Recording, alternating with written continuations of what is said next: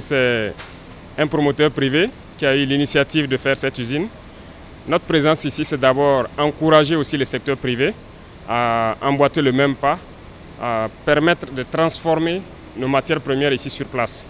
Donc nous venons encourager le promoteur, certes, mais à travers lui, inviter tous les Burkinabés qui sont en mesure de transformer nos matières premières, d'industrialiser le pays, de se lancer dans la dynamique, et aussi ceux qui sont de l'extérieur, les inviter à venir investir au Burkina Faso. Donc c'est ce message que nous sommes venus lui porter.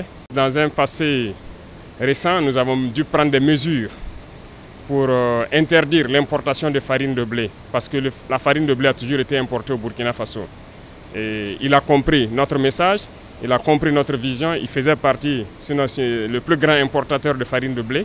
Il a décidé de se lancer dans cette usine. Nous l'avons encouragé et accompagné, et aujourd'hui c'est une réalité.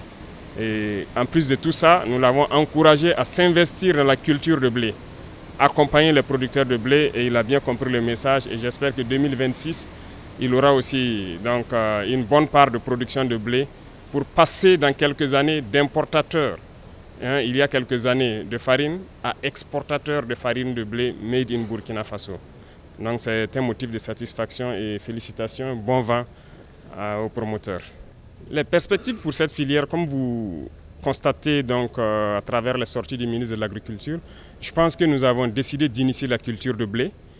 Ça a bien marché, c'est assez porteur et les résultats sont satisfaisants.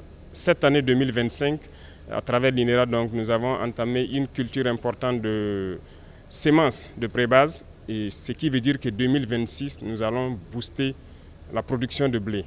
C'est promoteur. Et nous ne pouvons pas continuer à importer du blé, faire de la farine. Nous voulons devenir exportateurs dans quelques années de farine de blé.